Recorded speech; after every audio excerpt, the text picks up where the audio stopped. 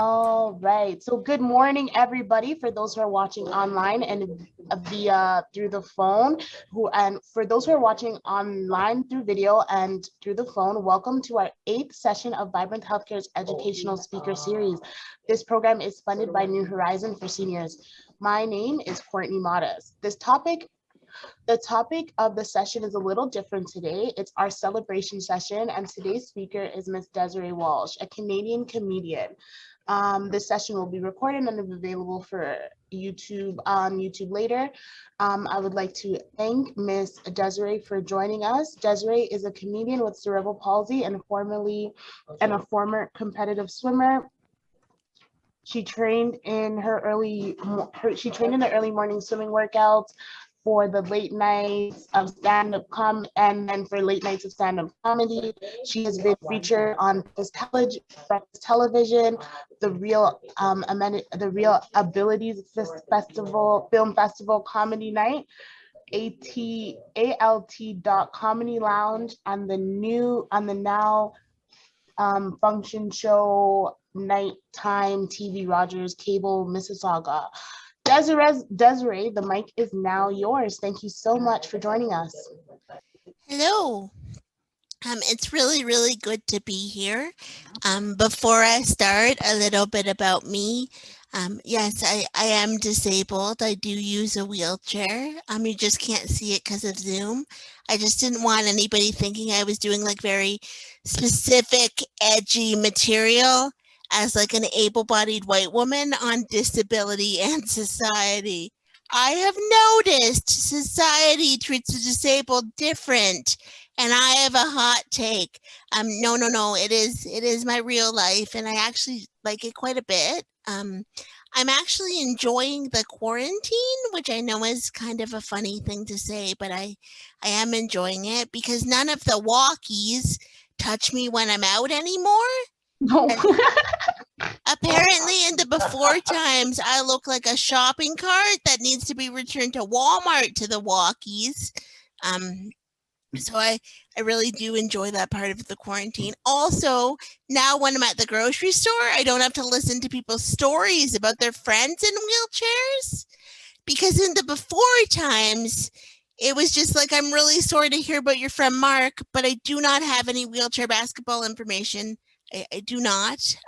Also, Are you trying to say that if you're a shopping cart, don't tell me you're trying to become a robot trying to become a drone to deliver groceries to people's houses? No, but that's very funny. Yeah, no. People usually come up and tell me about their friends in wheelchairs, and I really like that in the pandemic they don't do that, because in the before times it really was like, I'm very sorry to hear about your friend Mark, but I do not have any wheelchair basketball information. Also, it is midnight in a grocery store, and I am buying 4 types of PJs or 4 types of cheese in Garfield PJs. I am obviously not winning at this thing called life. Sorry, Desiree. Yeah, Douglas, we'll just wait for all the questions until the end, okay, honey? Yeah.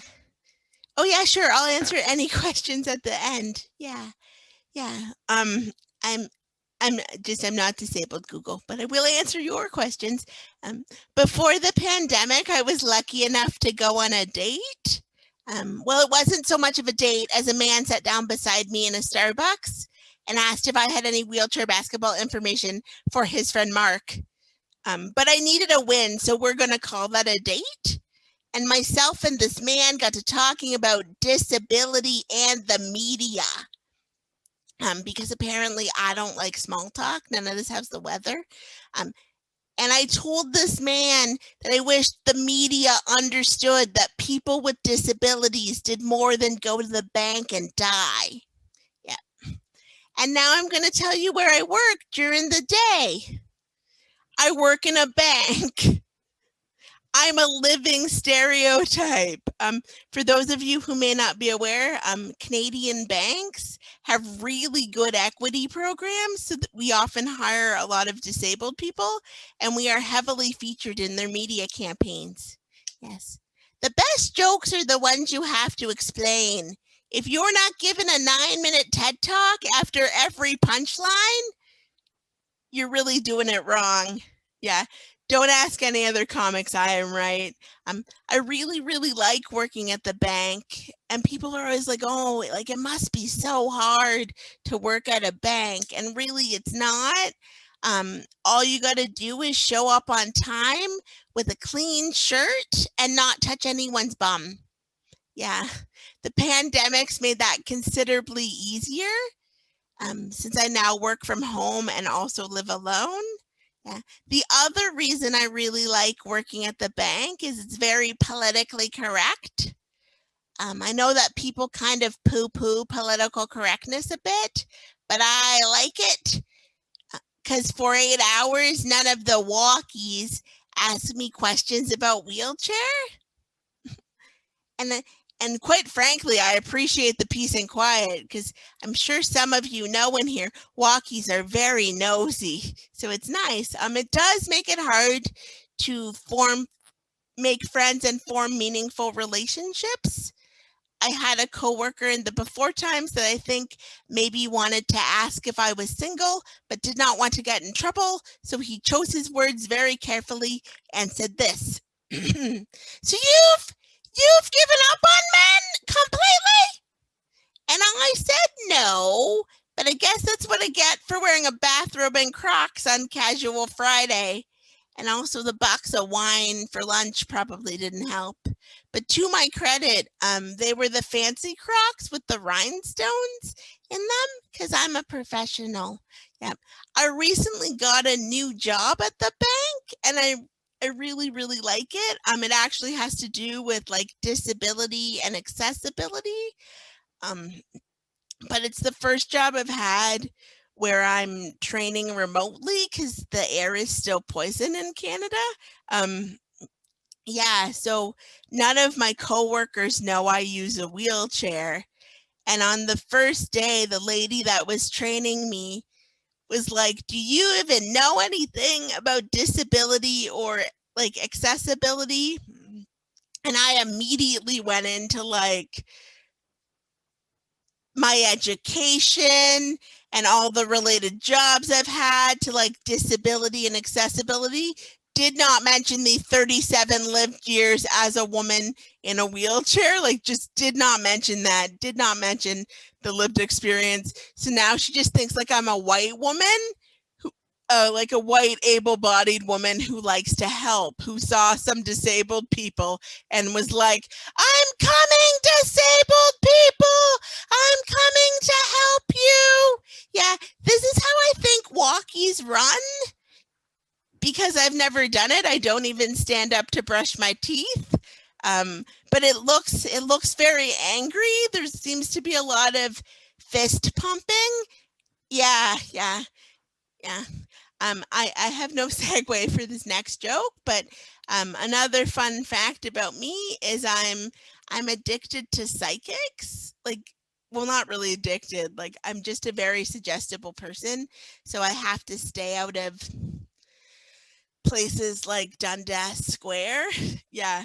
Or I will give psychics all my money. For those of you who may not be familiar with Dundas Square, it's kind of like a poor man's Times Square because Toronto thinks it's New York. I mean, we're not New York, but we like to think we are, but it kind of has some of the same things as Times Square. Like there's like people dressed up as Disney characters that are trying to get money for pictures. There's a guy that bangs on a bucket. There's people passing out religious pamphlets. Sometimes there are cult leaders or recruiters. There are also psychics and fortune tellers. Yeah, I have to work very hard to stay out of that area or I will join a cult because they have free pizza, stickers, and cool purple robes. And I don't know if some of you are familiar with Dr. Phil and specifically the episodes where usually women have internet boyfriends that they've given all their money to. Yes, the only difference between me and those women are it has not happened yet. Just hasn't happened. But I did go to a psychic once. It was pretty great. I asked her who I was going to marry.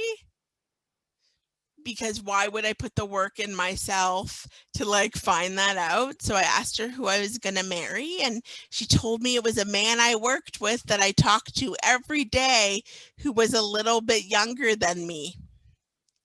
And she asked, is there someone like that? And I said, yes, but he is gay. And she kind of gave me a look like that's what you think, like he is not. And I said, no, like I've seen him full on kiss a man at Pride. Like I'm pretty sure he's gay. And then she was just like, oh, okay then. And I said, so who am I gonna marry? And she said, well, not him, someone else. And it's just like, thanks for that. You have now like solved the mystery of like who I'm going to marry. And that is the story of how I lost $25 in about 45 minutes. Yeah. In addition to being addicted to psychics, I am also a twin. Yeah. And my twin sister also uses a wheelchair. Because God has a sense of humor. And when we were little, we used to play wheelchair basketball. And her number was 43, and her position was forward. And I played a little bit of a different position. Yeah, my number was 13, and my position was left bench. Sometimes I'd switch it up and play right bench, but always on the bench. And sometimes during games, not children, but other parents, people are always like, oh, it's children that are always so mean to the different. No, it is adults. The like top 5 worst things ever said to me, all women over 35, all suspiciously named Brenda. I was 10. So these parents would be like, hey, how come when you wear 43, like you can hit the hoop and you know what's going on, and like you seem really with it, and when you wear 13, like you can't hit the hoop, you can't set a pick. And I would sigh and say 43 is a different person. And they would say, and this was my favorite part, are you sure? As if I did not know who I was. I mean, does anybody really know who they are? But I think I know my name at least. And I would say, yes. Didn't you wonder why I insisted on being called by a different name at halftime? And they would say, yes, but we just thought you were one of those eccentric children, you know. And yeah, my friend before the pandemic actually had a set of twins, and we went to see her, and we told our mom because we thought it was funny, and my mom said, tell Carrie if she mixes up the babies to rename them and start over. Kids don't get a good sense of identity till they're like 1 or 2. I did it like 5 times with you. And you guys are just fine. And it's just like, wow, Karen, holy child neglect. My mom's real name is Karen, and she's exactly who you think would be a Karen. She gets in a lot of fights with Costco managers. Yeah, I don't mind though, because Karen's the reason I didn't have to go to a special school. No short bus for Karen's kids, no matter how logistically impossible it is. It just wasn't on her vision board with the yogurt. One of my favorite holidays is Halloween. And specifically in the early 2000s, when I was in my 20s, I used to like to dress up and go to the bar with my friends. And without fail, one of the walkies would always be like, that's a really good costume. The wheelchair is very realistic. And I ask you, walkies, like, what woman in the early 2000s is putting on her giraffe onesie from Urban Outfitters and thinking, this is missing something. This is missing something. I know a $7,000 titanium wheelchair. I will add that to my outfit and it will look great. No, everyone knows that in the early 2000s, if a woman was getting ready to go out and thinking this is missing something, it's not a wheelchair, it's body glitter. Yeah, body glitter was a big trend in the early 2000s. Yeah, the best jokes are the ones you have to explain. Again, if you're not given a 9-minute TED Talk after every punchline, you're really, really doing it wrong. Yeah, I wouldn't really care if all the walkies got $7,000 wheelchairs. I mean, I would certainly wonder why, but like I wouldn't care. It would actually help. It would make Toronto more accessible. But I think Toronto would be like, I guess we better get some more accessibility because there's more wheelchairs here. I'm not sure why Toronto sounds like a sad little girl in this joke, but it does. Yeah, I wouldn't care. The only thing I would ask all the walkies to do is do laundry from a seated position. I'm sure there's people in here that agree. It's the hardest thing to do with a disability. It's the only time I'm like, why? Like, why, God, why did you do this to me? Yeah, I was doing laundry once and a woman yelled at me, you should have a caretaker. And I didn't answer back because I had a garbage bag full of wet towels in my mouth. But I think I'm going to start yelling that at male comics at open mics when things open up. You should have a caretaker. Where is your mother? Why are you out so late? And I think I'm going to start interrupting walkies dinners to ask them intrusive questions, because I think we all know my emotional labor is just a little bit more important than their tacos and friends. Yeah. Fun fact about my apartment is it is not walkie accessible in that there are no chairs. It is wheelchair accessible, but it is not walkie accessible. And before the pandemic, I recently had a walkie over and discovered that offering the toilet as a chair is apparently not kind and kind of gross. And it does not matter if you bring in the laptop with the Netflix or offer them retro Dunkaroos as a snack. Apparently, I am not a good friend still. Yeah. Yeah. Yeah, walkies are so high maintenance. I mean, like, where do they get off thinking I will just have chairs for them in my home? Like, really, like, where do the walkies get off thinking that? Yes. I just like I don't know. My parents are walkies. Yeah, that's very odd. We have an interable family. My sister's disabled. So 50% of our family is disabled and 50% of our family can walk. And I recently went to see them, and my dad has just turned 65 and he's rather excited for the pandemic to or rather for things to open up now that it's getting a little bit better.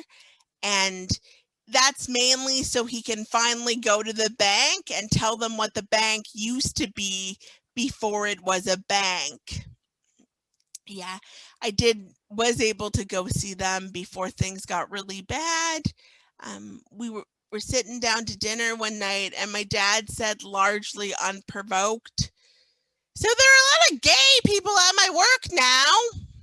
And I said, it's interesting so many of your coworkers want to disclose their sexuality to you. Is there something I should know, Dad? And he said no, and it wasn't so much that they were gay, it was that he did not know their gender.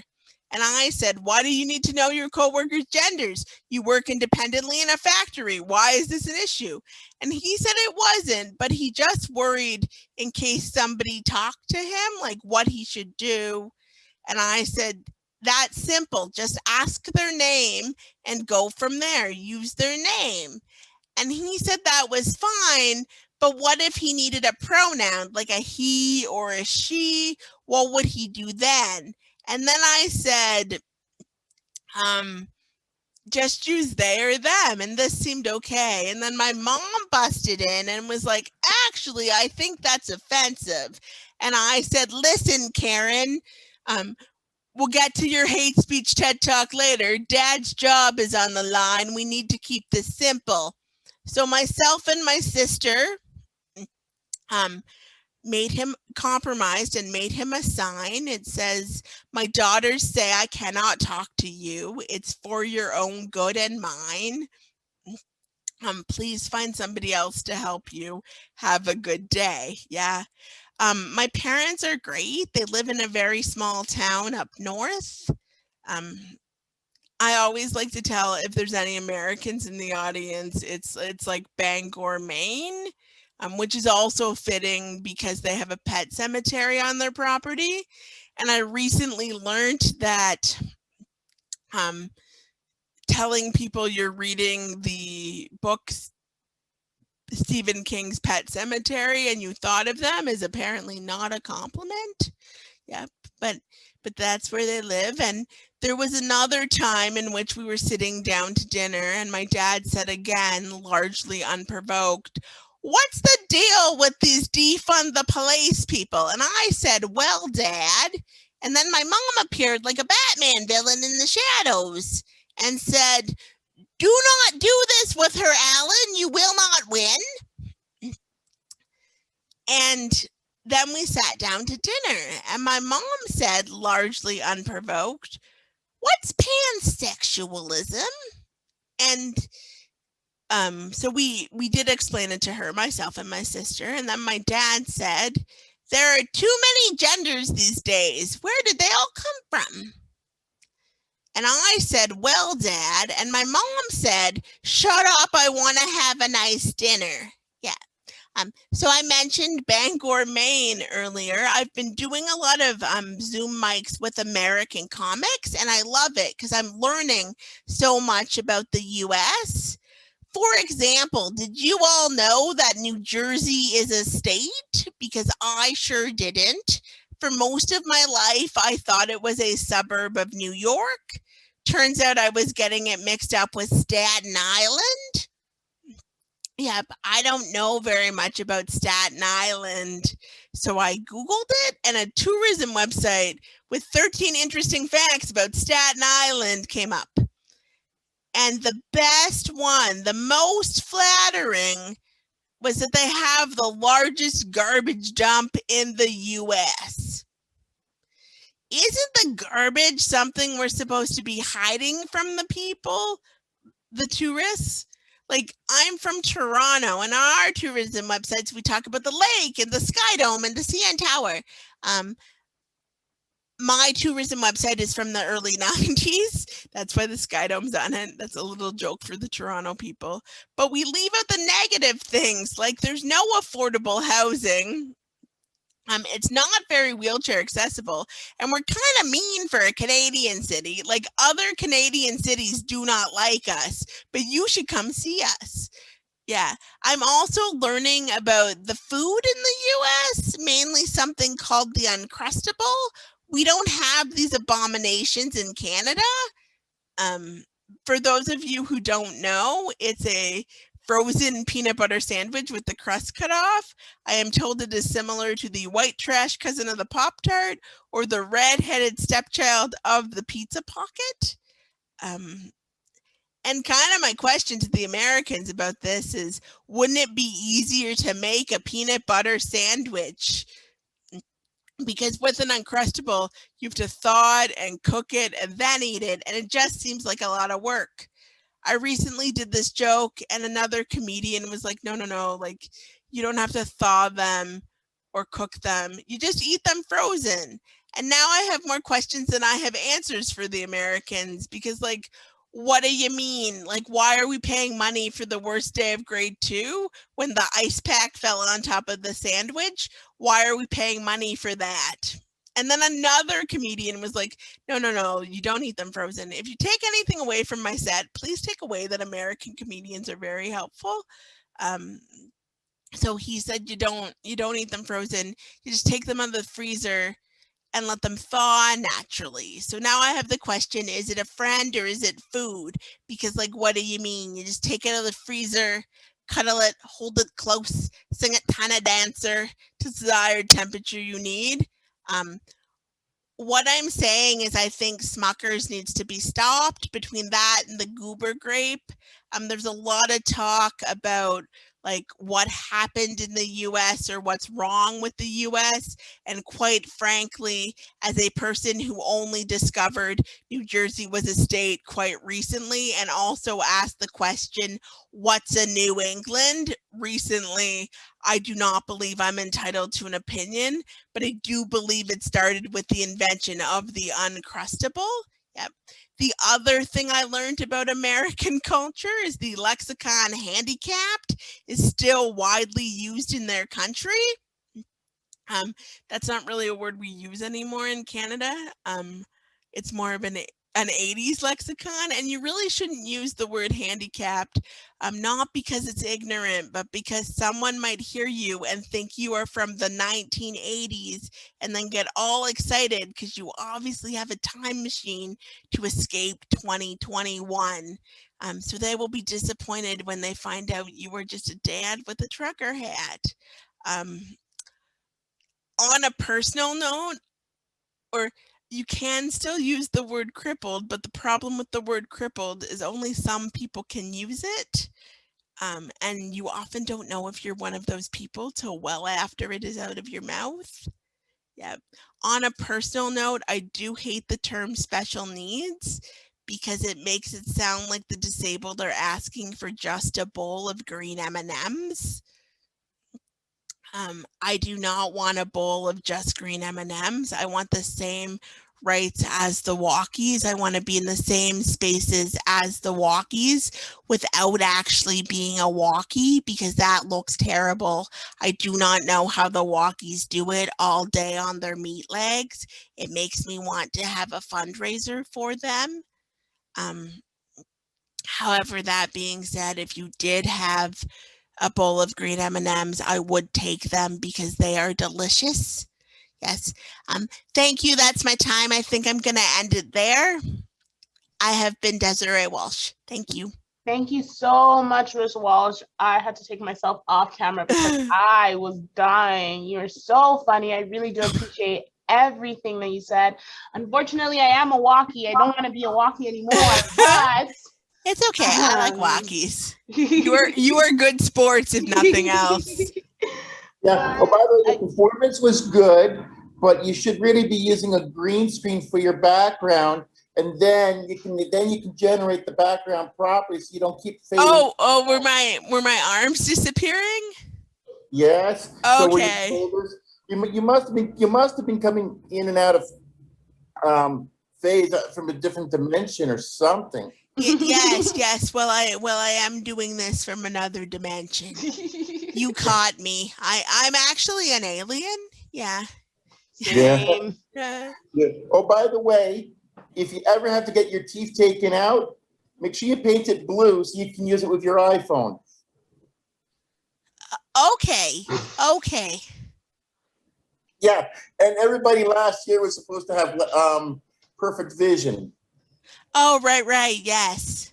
All right, everybody. I would like to again thank Ms. Walsh for coming and sharing some amazing jokes with us. She's super talented. I'm just speechless. Thank you so much. It's like no problem. I needed that this morning. Okay. I needed a great laugh, and you gave it to me. So thank you so much.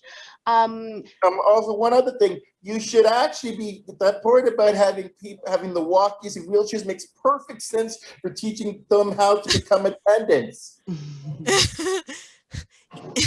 That's good. I like when people learn things from my set. All right, guys. I would like to thank you all for coming to join us today. It has been so amazing and so much fun. We are going to cancel off. We are going to sign off. I will send you guys an email with our next our next session. It will start sometime in July, and hopefully for our next celebration, we could get Miss Walsh again to do another set. Oh, that would be lovely. Thank you. Yeah. All right, guys. Thank you again for joining us today. Yeah, I'll see you guys hopefully next week. Bye. Bye. Actually, we got one more session tomorrow. Yeah, it might be canceled. I'll let you guys, I'll send an email just because the person still, I forgot to say that. Thank you, Douglas. The person, remember? Maybe somebody else can do that session. Remember the person had COVID? Yeah. Yeah, Okay, she still hasn't answered me yet. What was the topic supposed to be? It was money scams. So we might get Danny to do it. Hopefully we might get Danny to come and do it. But if not, we might have to cancel it, or I might just do a little. Or maybe I can do part of it because I know some things about it. Yeah, definitely. We could just have a little conversation and talk to each other about it, and we could get Douglas. Yeah, that'd be great actually if you could do a little something. I will email you guys and let you know everything. But again, I'd like to thank you guys again. Thank you, Miss Walsh. It was amazing. And I'll see you guys tomorrow. All right then. Thank you so much for having me. Of course. Bye, guys. Bye.